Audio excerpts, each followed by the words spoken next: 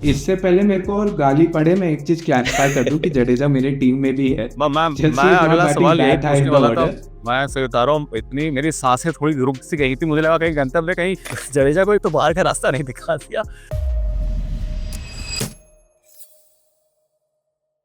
Hello, नमस्कार, सत श्री अकाल, आदाब, केम छो, केड़ो हाल ने। आप सभी का स्वागत है स्पोर्ट्स कैफे और वन कप क्रिकेट में। दोस्तों, आज हम बात करने वाले एक और आईपीएल टीम की, और वो है चेन्नई सुपर किंग्स। आईपीएल की सबसे सफल टीम जो हमेशा ही ऑक्शन में धमाल मचाती आई है, लेकिन इस बार उनकी टीम कैसी नजर आ रही है ऑक्शन के बाद। और खासकर हम बात करेंगे कि क्या चेपॉक के स्टेडियम में चेन्नई सुपर किंग्स की सबसे बेहतरीन प्लेइंग 11 क्या हो सकती है। और हर बार की तरह इस बार मेरे साथ फिर से मौजूद है मेरे दोस्त, क्रिकेट एक्सपर्ट और क्रिकेट से प्यार करने वाले दो चहेते यार, अमित और साथ में गंतव्य। इस बार सबसे पहले रुख मैं करूंगा गंतव्य, क्योंकि अक्सर ये शिकायत होती है गंतव्य की कि भाई हमेशा अमित के पास चले आते हो। तो गंतव्य, आप ही के साथ शुरू करते मेरे भाई। और हम जो टीम की बात कर रहे हैं चेन्नई सुपर किंग्स, हम सभी जानते हैं कि पिछली बार क्या हुआ था, क्वालीफायर में कैसे टीम हट गई थी। लेकिन इस बार के ऑक्शन को देखने के बाद सबसे बेहतरीन प्लेइंग 11 क्या होगी। लेकिन सबसे पहले बात नंबर 1 और नंबर 2 की, आप क्या कहना चाहेंगे, आपकी क्या चॉइसेस हैं? मेरे चॉइसेस वही है जो उनके पिछले 2 सीजन में फर्स्ट चॉइसेस रहे, ऋतुराज गायकवाड़ और डेविन कॉनवे। ऋतुराज के बारे में कुछ बात करने की नीड नहीं है, वो कैप्टन है टीम के, वो फेस है फ्रेंचाइजी के, specially after MS Dhoni leaves after this cycle, and consistent run getter, nothing more needs to be said. Devon Conway के लिए भी सेम है, जब वो लास्ट टाइम सीएसके में थे 2023 में, तो उन्होंने 650 प्लस रन बनाए थे। ही is a very capable player off spin, जो कि चेपॉक की एक बहुत प्राइमरी रिक्वायरमेंट है। और उनका आईपीएल एवरेज कुछ 50 के अराउंड है, स्ट्राइक रेट 140 प्लस है। These are ridiculous numbers. तो I think short openers Devon Conway and Ruturaj. ठीक है अमित, आपकी क्या चॉइसेस हैं? वो मीम आता है ना, एक विराट कोहली और बाबर आजम वाला, same to same no difference, तो वही है। जी। पर ऐसा सभी के लिए होगा, क्योंकि ये जो दो नाम हैं, खास करके देखिए पिछले साल कॉनवे नहीं थे, उसका फर्क महसूस हुआ।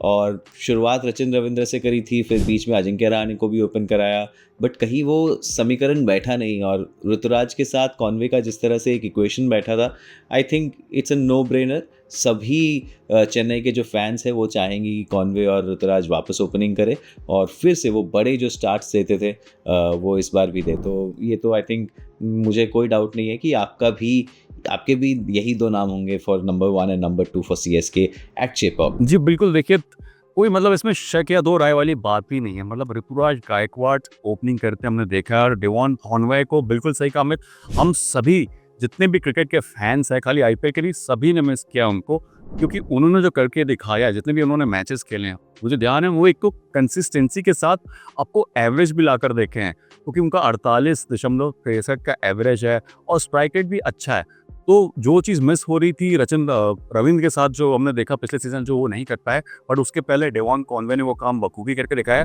और ऋतुराज गायकवाड़ के बारे में मुझे लगता है बात नहीं करें तो बेहतर होगा। खैर, बढ़ते हैं अगले दो नामों के लिए, यानी कि नंबर 3 और 4। गंतव्य, आपकी क्या चॉइसेस? नंबर 3 में मेरा चॉइस राहुल त्रिपाठी है, मेनली बिकॉज नंबर 3 के नीचे उनको खिलाने का आई डोंट थिंक कोई सेंस बनता। अगर आप उनका आईपीएल रिकॉर्ड भी देखें, तो जो वो नंबर 3 के ऊपर खेलते हैं तो उनका 40 प्लस एवरेज है, बट जैसे वो नंबर 3 के नीचे आते हैं उनका एवरेज कुछ 15 हो जाता है, उनकी स्ट्राइक रेट भी 140 के अराउंड से 120 में गिर जाती है।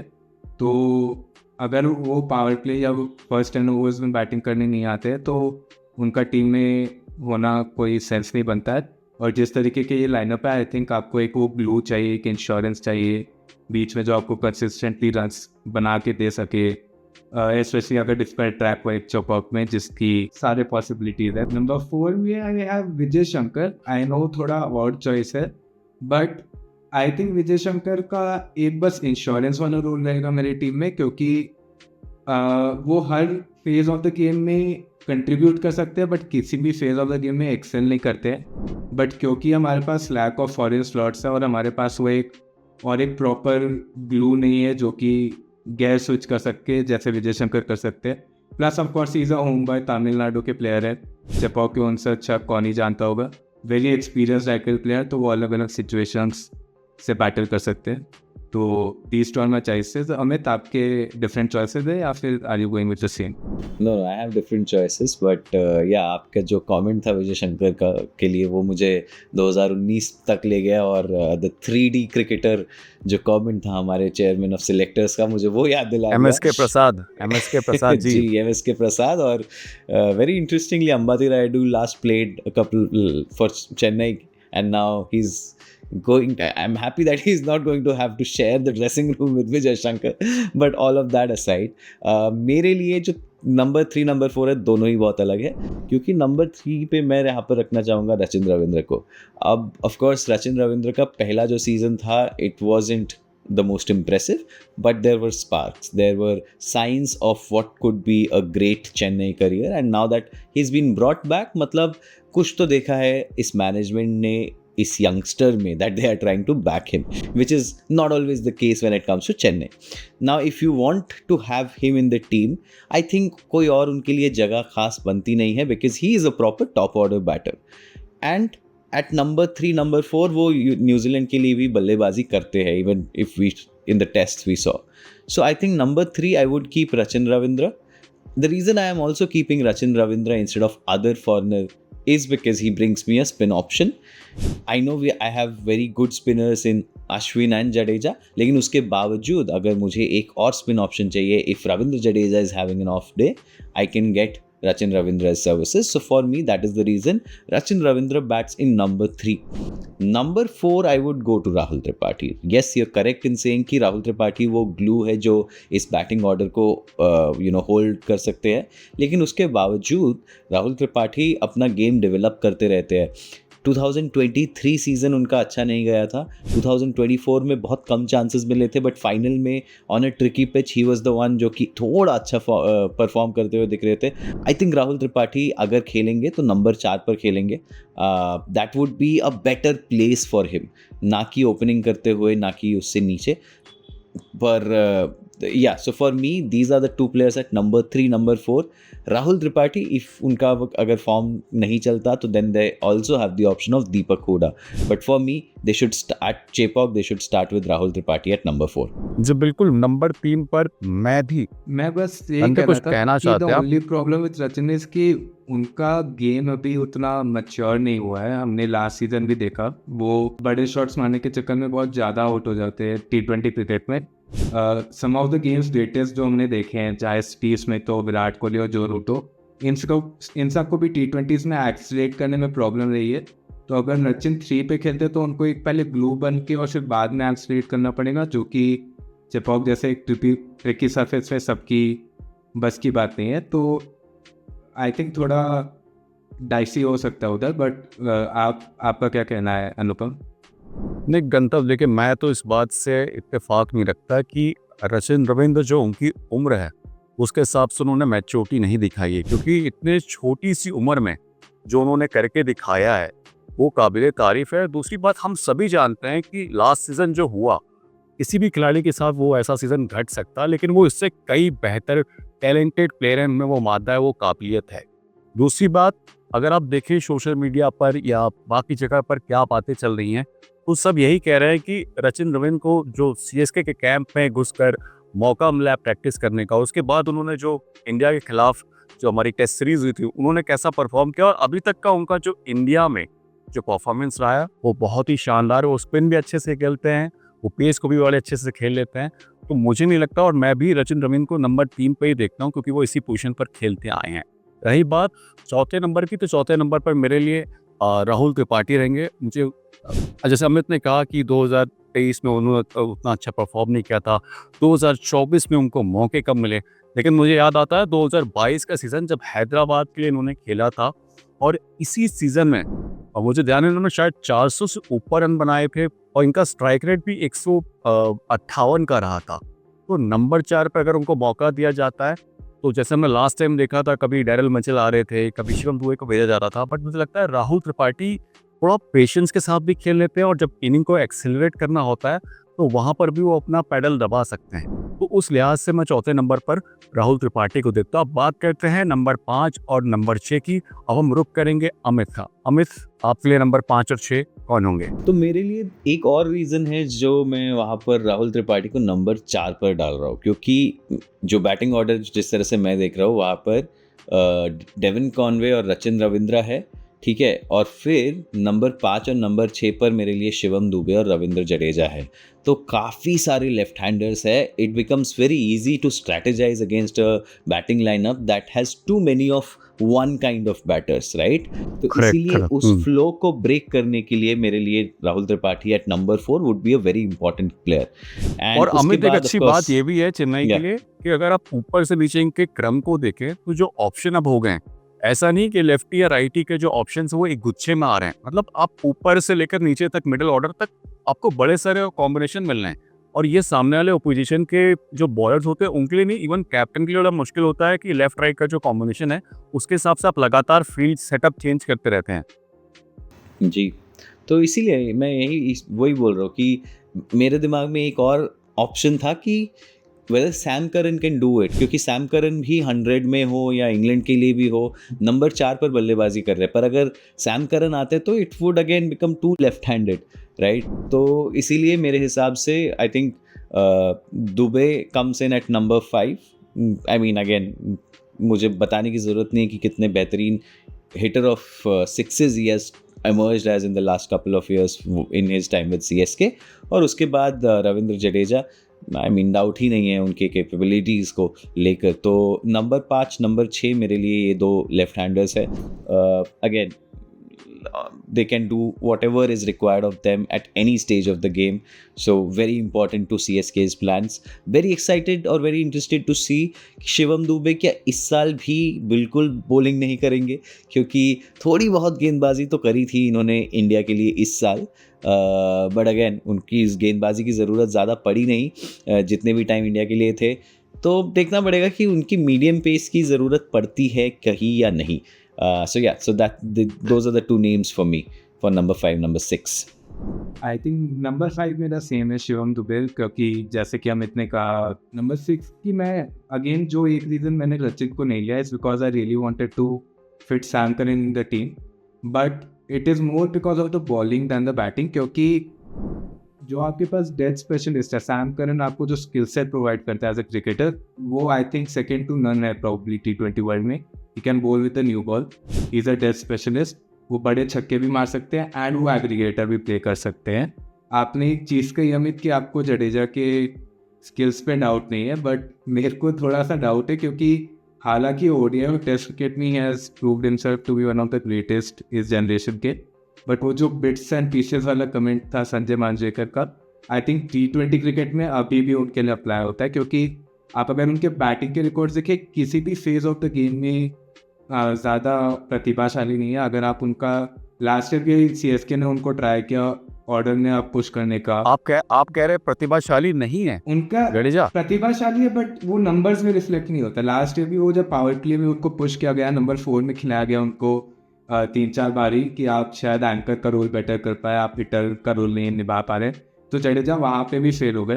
तो आई थिंक करंट में आपको एक वो विकेटर और भी चाहिए शिवम दुबे के साथ जो स्पिन अटैक के अगेंस्ट ले पाए। अगर आप करंट का रिकॉर्ड देखें तो उनका फिंगर स्पिन और पेस के अगेंस्ट काफ़ी अच्छा रिकॉर्ड है, इवन दो रिस्ट स्पिन के अगेंस्ट वो थोड़े डाउटफुल है, बट जो वो स्किल्स आपको डेथ में बॉल के साथ प्रोवाइड करते हैं। ये आप एक सेकंड, ये जो आंकड़े हैं, ये जो आप नंबर्स ला रहे हैं, are you talking about Sam Curran playing finger spin like outside of India? क्योंकि मैं वो नंबर्स को कंसिडर ही नहीं करूंगा अगर हम बात कर रहे हैं चिप ऑफ की, और इसीलिए इस अमित मैं IPL की स्पेसिफिकली बात कर रहा हूँ। I agree playing spin in England and South Africa and playing spin in India are completely different challenges, and उसमें भी इंडिया में IPL में वो 41.5 के एवरेज है उनकी फिंगर स्पिन के against at a strike rate of 148 which is very very impressive.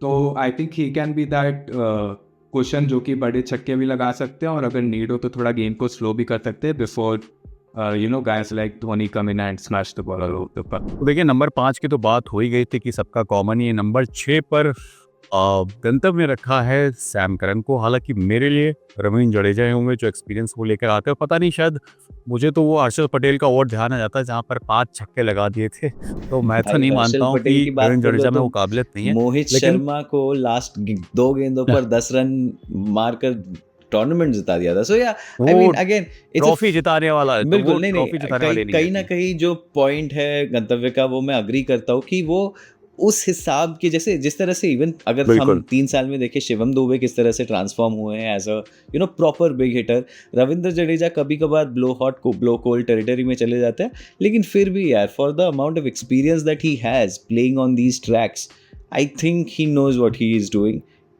like for most part of the batting. But thing is Amit, अगर आप चेपॉक में उनके नंबर्स देखें आईपीएल में, तो उनका ओवर 7 से ओवर 11 के बीच में स्ट्राइक रेट 89 पॉइंट समथिंग है, एंड फिर ओवर 12 से 16 के बीच में उनका स्ट्राइक रेट 120 के यार भी ओवर नीचे। 7 तो अगेन जैसे कि मैं कहा, he has his movements, right under pressure is a brilliant cricketer, but क्या वो थ्रू द सीजन वो कंसिस्टेंसी प्रोवाइड करेंगे? I am not so sure. अगर रविंद्र जडेजा ओवर ठीक है। 7 खेल रहे हैं मतलब 5 विकेटें टीम की जा चुकी है, तो there is no point for him to accelerate at that point. तो वो आंकड़ा I don't think I would consider that, but yeah for me that is Ravindra Jadeja, for you that is Sam Curran. Let's see who is there at number 7 for you. इससे पहले मेरे को और गाली पड़े, मैं एक चीज क्लैरिफाई कर दूं कि जडेजा मेरी टीम में भी है। मैं अगला सवाल यही पूछने वाला था।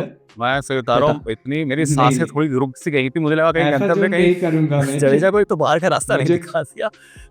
नहीं, I already get enough it, मुझे और लेने की नहीं कोई नहीं, शौक अगला नहीं है। सवाल गंतव्य, जडेजा- इसी बात पर आपका वक्तव्य जानने के लिए हम जानना करते हुए चाहेंगे। राइट विंग इंसान को हटा दिया तुमने। नहीं, अगली चॉइस नंबर 7 और 8 के लिए क्या है गंतव्य? अगेन मेरे जडेजा ओह, लाइनअप में शुक्र है। But again I would only use him as well final resort batter, की जैसे कि अमित ने बोला, वो मेरे क्राइसिस मैन रहेंगे जो कि फ्लोटर रहे, जो भी जहाँ पे भी उनको यूज कर सके। बट मेरी उम्मीद यही रहेगी कि बैटिंग इतनी अच्छी हो कि मेरे को जडेजा की बैटिंग की उतनी नीड नहीं पड़े।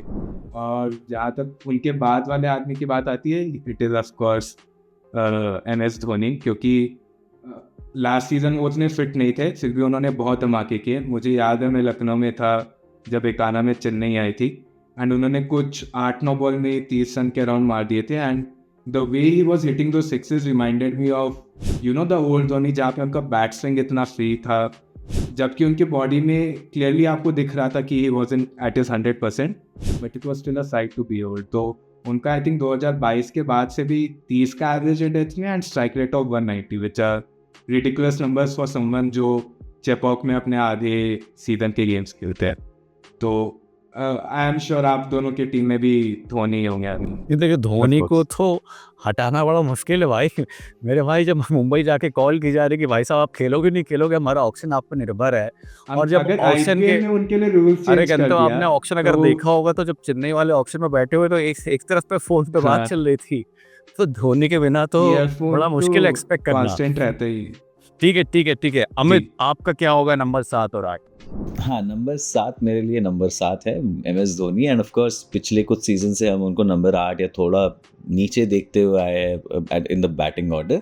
बट मेरे लिए वही बात है कि अगर उनमें हिटिंग एबिलिटीज़ जो है, जो हमने पिछले 2 साल में देखी है, why not utilize it. Like honestly कुछ सीजन्स में हमने देखा था वो स्ट्रगल कर रहे थे, जहाँ पर 20 बॉल पे 15 या ऐसे टाइप के स्कोर्स आ रहे थे, लेकिन उसके बाद से जो एक फ्रीडम के साथ खेलते हैं, maybe he takes every season as his last and plays with immense amount of freedom and he does well. He still hits them as big as he used to 20 years ago. So I would love to see MS Dhoni, make that position his at number 7. So yeah, that's why I don't want him to be pushed down the order at number 8 this time. उसके बाद मेरे लिए आ जाते हैं bowling, और जो bowling lineup शुरू हो जाती है, और उसके वहाँ पर रविचंद्रन अश्विन आ जाते हैं। So number 7 is MS Dhoni, number 8 is Ravi Ashwin. जी बिल्कुल, मैंने नंबर 7 पर यहाँ पर रविचंद्रन अश्विन को रखा है, क्योंकि देखिए जब चेन्नई की बात होती है तो इस टीम में अगर कोई सबसे बड़ा शेर है चेन्नई का, तो मुझे लगता है वो रविचंद्र अश्विन है, जो चप्पे चप्पे से वाकिफ हैं और चेपॉक के लिए बेस्ट हैं। और पिछले कुछ समय से उन्होंने जो अपनी बैटिंग की काबिलियत दिखाई है, मैं ये नहीं कह रहा हूँ, I think as a fan हम सभी चाहेंगे कि महेंद्र सिंह धोनी थोड़ा ऊपर आके बैटिंग करें, क्योंकि उन्होंने जो लास्ट सीजन में जो कारनामा करके दिखाया वो सब उसको देख कर सभी चाहते हैं कि यार अभी भी वो दम है, वो काबिलियत है लंबे लंबे छक्के लगाने की, मैच को फिनिश करने की। और आई थिंक उनके जैसा फिनिशर कोई अभी तक इंडिया को नहीं मिला। हम सब ये सब बात करते रहते हैं, लेकिन रविचंद्र अश्विन का नाम मैंने इसलिए लिया क्योंकि हो सकता है कि फिजिकल या फिटनेस को लेकर भी हमने कई बार देखा है कि महेंद्र सिंह धोनी जब बैटिंग डेप्थ होती है तो अपने आप को उस पोजीशन में एडजस्ट करना चाहते हैं जहां पर चीज़ें हाथ से निकल जाती है और फिर आके थाला पूरा गेम संभालते हैं। तो सिर्फ इस रीज़न को ध्यान में रखते हुए मैंने रविचंद्र अश्विन को 7वें नंबर पर रखा है। हालांकि 8वें नंबर पर मैंने महेंद्र सिंह धोनी को रखा हुआ है। अब बात करेंगे नंबर 9, 10 और 11 की भी बात कर ही लेते हैं क्योंकि अब हम लोग सब बॉलिंग ऑप्शंस की बात करने वाले हैं। तो अमित आपके साथ स्टार्ट करना चाहेंगे। ठीक है, सो मेरे अभी तक जो नंबर 9, 10 एंड 11। Correct, number 9, 10, 11। अब मैं आपको बॉलिंग लाइनअप बता देता हूँ। ऑफ कोर्स रविंद्र जी। जडेजा और रवि अश्विन हमने ऑलरेडी बात कर ली है, जो 2 मेन स्पिनर्स हैं मेरे लिए। उसके बाद मेरे पास एक ऑप्शन है नूर अहमद का, तो who is my third spinner. And then there is Khaleel Ahmed because मेरे को लेफ्ट आर्म वैरायटी चाहिए। और उसके बाद मेरे पास है Matheesha Pathirana, the fourth foreigner in this lineup. So that is my bowling lineup. 12 over, Noor Ahmad, Ravindra Jadeja, Ravi Ashwin, I think more than enough on any day at Chepauk to, completely suffocate the batting lineup of any of the teams. उसके बाद आपके पास और option आ जाता है, जब अगर रचिन रविंद्रा की bowling भी है तो you have a lot of spin options. That is the reason I have Rachin Ravindra in that lineup. And then Khalil Ahmed, left arm, I think ये चेन्नई की जो पिच है वो उनको सूट भी करेगी। और yeah he is developed as a bowler, जो कि हमने पिछले साल भी देखा। तो Khaleel Ahmed is also in my lineup. And Matheesha Pathirana brings the x factor to the bowling. Death overs में he still very difficult to negotiate. Again someone who is developing, someone who is improving, but काफ़ी fast develop कर रहे हैं। जिस तरह से उनकी performances रही है लीग्स में भी, I think he is quickly developing into the bowler that MS Dhoni wanted him to develop into. So for me this is the bowling lineup.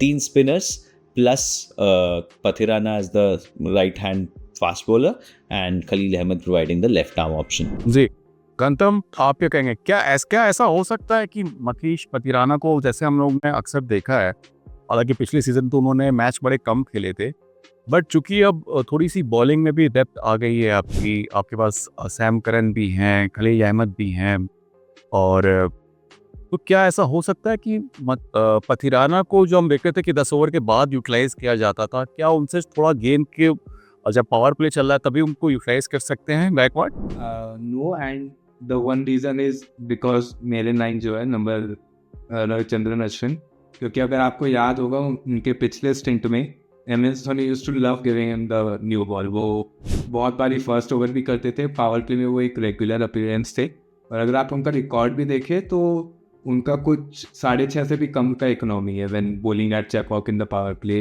In the IPL। तो पतिराना की जो मेन स्किल सेट है वो middle over enforcer end of course death में जिस तरीके से वो यॉर्कर्स नेल कर सकते हैं, आई थिंक इस वक्त IPL में सेकेंड टू नन है। तो अगर आपके पास अश्विन जैसा अच्छा ऑप्शन है अप टॉप, तो why would you want to use Pathirana then? तो मैं भी अपनी बॉलिंग लाइनअप बोल ही लेता हूँ, मेरी भी सेम ही bowling lineup in fact. Curran की मैंने बात कर ही चुकी है, he is the only difference. उसके अलावा जडेजा, अश्विन, खलील को लेके मैं थोड़ा डाउटफुल था क्योंकि एक और ऑप्शन है CSK के पास है Mukesh Choudhary. The only benefit ही प्रोवाइड होगा खलील आते कि इसकी न्यू बॉल के साथ वो बेटर विकेट टेकर है, वो बेटर स्ट्राइक बॉलर है। बट जैसे कि अमित ने कहा, Khaleel is a very adaptable bowler. उनकी स्किल सेट काफ़ी रैपिडली इम्प्रूव हुई है over the last 2 years। He was very impressive for Delhi. So as the more experience pacer, I think he should be the first Indian pacer in the lineup. And of course मेरे भी third spinner नूर अहमद है। उनको इतनी बड़ी कीमत में खरीदी, RTM में डबल हो गया था इफ आई रिमेंबर करेक्टली, 5 से 10 करोड़, एंड फिर भी Chennai were more than willing to take him because he can be the strike bowler at Chepauk. अगर आप ये लाइनअप देखें तो आपके पास अश्विन, जडेजा जैसे अच्छे स्पिनर्स तो बहुत है, बट इतने विकेट से निकाल पाएंगे वो क्योंकि वो फिंगर स्पिनर्स है। वो उनकी भी गलती नहीं है, T20 में फिंगर स्पिनर्स को विकेट लेना काफ़ी मुश्किल है। But Noor can be the what Rashid Khan is for GT, Noor can be that guy for CSK Afghanistan में उन्होंने ऑलरेडी शो कर चुका है वो कितने रैपिडली विकेट्स ले सकते हैं, and even when he does not take wickets वो इकोनॉमी एकदम टाइट रखते हैं। तो अगर चेपॉक में थोड़ी सी भी ज़्यादा हेल्पफुल सरफेस हुई, आई think he can even be in contention for being the best. My only concern with जी देखिए Noor- bowling my Anupam? only concern with Noor, and maybe that's something that he will, you know, work on when working with the likes of Ashwin and Jadeja, is Noor Ahmed bowls a little too fast for Chepauk pitches. जो उनकी average speeds अगर आप देखेंगे, it's in the on the higher sides of 95 or 90. तो I think Chepauk में and especially if you are a wrist spinner, it would help to bowl a little slower. Of course that is a wisdom जो कि उनको ज़रूर दी जाएगी, and but I just want to see how he works on that, because मुझे अक्सर उनको गेंदबाजी करते हुए देख के लगता है कि he bowls a little too fast for the ball to actually turn. And even on the CPL, you know, slightly slowish tracks in CPL जहाँ पे उनको बहुत सक्सेस मिली, वहाँ पे भी he brought the pace down a bit. So I just want to see how he adapts to the Chepauk pitch, because थोड़ा young है. So it's again it's not a matter of skill but about maturity. And जो कि हम अक्सर बात करते हैं कि स्पिनर्स में मेच्योरिटी आने में काफ़ी टाइम लगता है, स्पेशली रिस्ट स्पिनर्स में. It takes a lot of time for them to, you know, be at their best. I think but of course he's got the best people around him. Exactly, I think Chennai super Kings की हमेशा से खूबसूरती ये रही है कि वो अपने प्लेयर्स को इतना रोल क्लैरिटी और इतना कॉन्फिडेंस देते हैं कि they develop over the course of the season. Like आप लिटरली देख सकते हैं प्लेयर को at the start of the season and at the end of the season they are different players. तो जहाँ नूर अहमद की बात हो चाहे सैम करन की बात हो, I think if CSK maintain their formula of giving their players confidence, I think both of them can thrive. जी बिल्कुल. देखिए नूर अहमद को मौका तो मिलेगा, ऐसा नहीं कि मौका नहीं मिलेगा, लेकिन चूंकि हम लोग चेपॉक की बात कर रहे थे, वहाँ की बेस्ट प्लेइंग 11 की बात कर रहे थे, तो मैं अपने पेसर्स के नाम बताऊँ कि खलील अहमद और मतीश पथिराना तो जो पेस बॉलिंग यूनिट है उसको लीड करने ही वाले हैं. बट जैसा कि हमने पहले बात की, क्योंकि चेपॉक के हिसाब से आपके पास पहले ही रविचंद्र अश्विन है जो पहले भी इस फ्रेंचाइजीज खेल चुके हैं और जो लोकल बॉय भी हैं, तो उनसे बेहतर तो ऑप्शन कोई नहीं हो सकता. साथ में आपके पास रविंद्र जडेजा हैं जिनको CSK ने रिटेन किया और वहाँ पर खेलने का उनको एक्सपीरियंस भी बहुत है. तो मुझे लगता है कि शुरुआती कुछ मैच में हो सकता है अगर ये कॉम्बिनेशन चलता रहेगा फिर तो नूर अहमद को शायद बेंच पे ज़्यादा मौका मिले. लेकिन हाँ, कहीं ऊपर नीचे होता है तो ज़रूर नूर अहमद को भी मौका दिया जा सकता है. अब बात करते हैं फिलहाल इम्पैक्ट प्लेयर कौन सा हो सकता है चेन्नई के लिए चेपॉक के हिसाब से. अनुपम, मेरा सवाल है कि आपके हिसाब से रवि अश्विन और रविंद्र जडेजा ही खेलेंगे, नूर अहमद नहीं खेलेंगे ज्यादा? नहीं, मैंने फिलहाल अपने ऑलरेडी टीम में 4 फॉरेन प्लेयर डाल रखे हैं. अच्छा, उस हिसाब से नूर अहमद को मैंने नहीं लिया. जी ठीक है. इम्पैक्ट जी, इम्पैक्ट प्लेयर कौन होगा? जी आई थिंक इम्पैक्ट प्लेयर हमने ऑलरेडी कवर कर लिया. आई थिंक हमने 12 प्लेयर्स बॉलिंग अटैक में वो आ गए. जो आपने एक चीज़ कही अनुपम कि नूर उतना नहीं खेले, आई थिंक मैं भी ये अग्री करूँगा कि अगर अवे जाती है चेन्नई तो मे बी वो रचिन रविंद्र को ले ओवर नूर, क्योंकि हर वेन्यू में 3 स्पिनर्स सेंस नहीं बनता है. एंड अगेन रचिन रविंद्र में anyway you have a part time spinner, तो अगर नीड पड़े तो he can always deliver. But I think home games तो सारे नूर अहमद खेलेंगे, बिकॉज 10 करोड़ में आप ऐसे ही 10 करोड़ में आई डोंट थिंक आप ऐसे ही किसी प्लेयर को लेते. मुझे सबसे बुरा इस सेटअप में बस एक ही प्लेयर के लिए लग रहा है, वो है श्रेयस गोपाल, क्योंकि ऐसी स्टार स्टडेड स्पिनिंग लाइनअप में आपको कहाँ ही मौका मिलेगा. लेकिन I you know, even when I look back at last year, Rajasthan के पास अश्विन थे, युजवेंद्र चहल थे, लेकिन उसके बावजूद जैम्पाको को मौके मिले थे और उन्होंने अच्छे परफॉर्मेंसेस दिए थे. So maybe you know, Tanuj Kotian तक को एक मैच मिला था, बिल्कुल, हालांकि उन्होंने फूलिंग नहीं करी. हाँ, बट तो मैं वही बोल रहा हूँ कि there is a like you know Shreyas Gopal, I would have love to see him go to some other team जहाँ पर शायद उनको मौके मिलते. लेकिन who knows that you know, शायद श्रेयस गोपाल आई थिंक अमित पहले मुंबई में भी थे और उन्होंने काफी अच्छा परफॉर्म किया. काफी टीम्स में थे, बैंगलोर में शायद थे, राजस्थान के लिए तो खेल ही चुके हैं, एक टाइम पर शायद हैदराबाद में. मैं बात कर रहा हूं जब उनको मौके मिले थे मुंबई में, उनको मौके मिले थे तो उन्होंने काफी अच्छा परफॉर्म किया है. कई बार कोहली और एबी डिविलियर्स को परेशान किया है. So yes, he is a good bowler and good leg spinner, पर यहाँ पर उनको मौका मिलना शायद मुश्किल है. But there could be another strategy जहाँ पर नूर अहमद ना खेले और नूर अहमद की जगह सैम करन को खिलाया जाए, और फिर तीसरे शायद लेग स्पिनर, अगर तीसरा स्पिनर चाहिए, because again he brings three spin to the equation, तो एक वो ऑप्शन भी हो सकता है चेन्नई के पास। आपको याद होगा कि चेन्नई बेन स्टोक्स को बिग बग्स देके भी उनको बिठा दी, तो आई थिंक अगर चेन्नई को कोई स्ट्रेटजी सही रखती है तो बड़े नाम छोटे नाम नहीं देते। तो फिर गंतव्य ये भी तो हो सकता है कि नूर अहमद को बैठा दिया जाए। तो वही बोल रहे हैं, वैसे तो वहाँ पे भी खर्च किया है, वही बोल रहे हैं।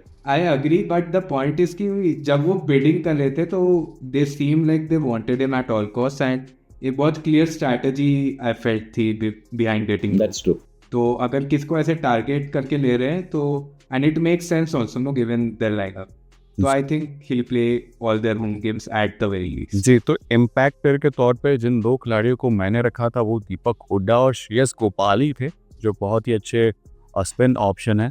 और मेरे ख्याल से हमने सारे एस्पेक्ट्स की बात करी ली। हालांकि नूर अहमद पर काफ़ी लंबी चर्चा हुई, लेकिन आप लोगों को क्या लगता है ये आप हमें कमेंट में ज़रूर बताइएगा। और हम फिर से हाजिर होंगे एक और नई टीम के रिव्यू को लेकर, उनकी बेस्ट प्लेइंग 11 को लेकर, उन्हीं के अपने होम ग्राउंड में। तब तक हम सभी को इसके पहले हम एंड करें, आपका क्या कहना, हम सबको आउट ऑफ 10 मार्क्स दे देते हैं जल्दी से।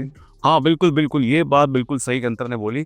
तो अमित, आपने जो प्लेइंग 11 चुनी है उसके हिसाब से क्या रेटिंग या क्या पॉइंट देने वाले हैं? मैं अपनी प्लेइंग 11 को तो 10 आउट ऑफ 10 दूंगा। नहीं, जस्ट किडिंग। आई थिंक हमारा जो सवाल है वो ये है कि चेन्नई ने क्या जो स्क्वाड बनाई है उसको, you know, the squad that they have assembled for this season, उसको हम क्या रेटिंग देंगे, and specially keeping in mind कि लास्ट टाइम मुझे ऐसा लगा, मुझे अमित ऐसा लगा आपने जो रेटिंग दी पहले वो शायद वो 3D वाला चश्मा लगा के दी थी। वो तो मैं अंबाती रायडू से चुरा कर लाया था। नहीं, पर जो बात है, आई think it's a very good solid team. I would give it a solid 9 because her base cover किया है, और पिछले साल जो थोड़े इश्यूज थे जिनकी वजह से वो क्वालिफाई नहीं कर पाई थी, I think with Conway coming back and Noor Ahmad के बारे में हमने बहुत बात करी, पर even Ravi Ashwin coming back is a big plus, so it's a solid 9 out of 10 from my end. इसको भी हार्डली एनी होल्स देख रहे हैं टीम में, मे बी मिडिल ऑर्डर में थोड़ी सी कमी है, बट उसके लिए भी उनके पास काफी बैकअप ऑप्शंस है, तो I will give a solid 8.5 to 8.5। देखिए, मैं चूंकि टीम बहुत स्टेबल नजर आ रही है, ऑक्शन में भी उन्होंने मुझे लगता है कि सारे एक्सपेक्ट्स को कवर किया है।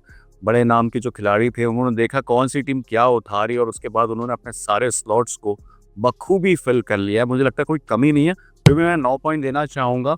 लेकिन आप लोगों का कहना है चेन्नई सुपर किंग्स की इस प्लेइंग 11 को लेकर, ये आपके हिसाब से चेन्नई की बेस्ट प्लेइंग 11 क्या हो सकती है? हमें कमेंट में जरूर बताइएगा। लेकिन हम फिर हाजिर होंगे एक और नई टीम के साथ, उनकी बेस्ट प्लेइंग 11 लेकर, उनके ही होम ग्राउंड पर। तब तक हम सभी को दें इजाज़त।